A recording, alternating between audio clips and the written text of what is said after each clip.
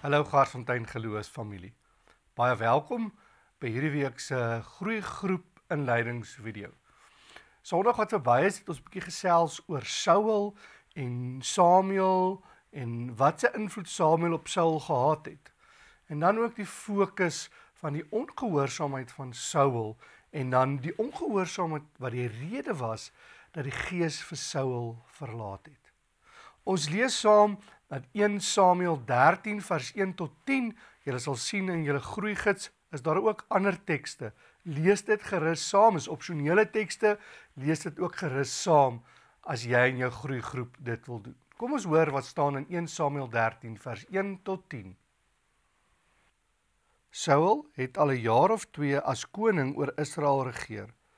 Toe kies hy vir hom 3 afdelings uit Israel uit. 2 afdelings was by hom in Mikmas en die bergwêreld van Bethel. 1 afdeling was by Jonathan in Gibea in Benjamin. Saul het die res van die manskappe huis toe gestuur. Toe Jonathan die Filistyne wagpos wat by Gibea was oorrompel het, het die Filistyne daarvan gehoor. Saul het oor die hele land die ramshoring laat blaas en die Hebreërs op te roep. Die hele Israel het gehoor dat Saul die wagpos van die Filistyne oorrompel het en dat Israel in onguns gebring was by die Filistyne. Die manskappe is by mekaar geroep by Saul in Gilgal. Die Filistyne het by mekaar gekom om teen die Israel te veg. 30 afdelings strydwaas en 6 afdelings perderuiters en manskappe so baie soos die sand van die see. Hulle het opgetrek en 'n kamp opgeslaan by Mikmas, oos van Bet-Aven. Israel het gemerk dat hy in die moeilikheid is, want die volk was in 'n hoek vasgekeer. Die volk het in spelonke, grotte, holkraanse, gate en droë putte gaan wegkruip. En sommige Hebreërs het die Jordaan gegaan na Gat en na Gilead. Saul was egter nog in Gilgal en al die manskappe by hom was doodbang. Hy het 7 dae gewag, die tyd het aangebreek, afgespreek was met Samuel, maar Samuel het nie by Gilgal opgedaag nie.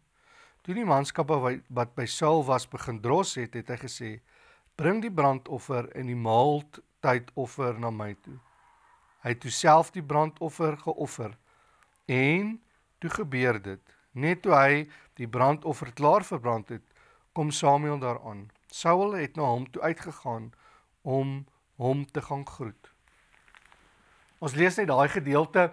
Hierdie is die eerste oortreding van Saul wat hy nie gehoorsaam is aan God wat sê 7 dae wag vir Samuel, dan offer jy hierdie brandoffer ter voorbereiding van hierdie oorlog of hierdie weerstand wat gaan kom van die Filistyne af.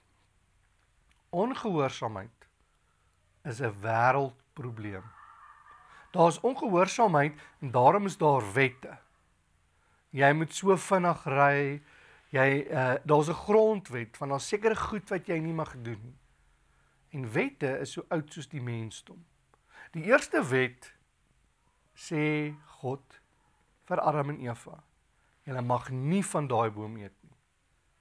'n Wet sê jy moet gehoorsaam wees. En wat Adam en Eva is nie gehoorsaamheid.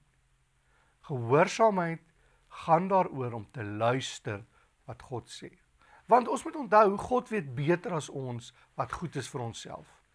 Ons dink ons weet, maar ons weet nie. Ons lees verder ook, en julle gaan dit lees, waar daar staan as Samuel met Saul praat. Vir God is gehoorsaamheid belangriker as enige offer. Om te luister wat God vir jou sê en daarvolgens te lewer, is die heel belangrikste ding wat jy kan doen. En daarom gee God ons ook die Gees, sy Heilige Gees, sodat ons in gehoorsaamheid kan lewe, en dat ons so op 'n manier kan lewe, dat ons vir die wêreld kan wys wie God is. Hierdie gaan nie oor om perfek te wees nie. Hierdie gaan nie oor dat jy geen foute maak nie. Maar hierdie gaan dat jy aan God wil gehoorsaam wees. Ja, jy gaan val. Ja, ou Dawid het ook geval. Maar Dawid was 'n man so na in God se hart, omdat as hy geval het, hy opgestaan het. Laat dit jou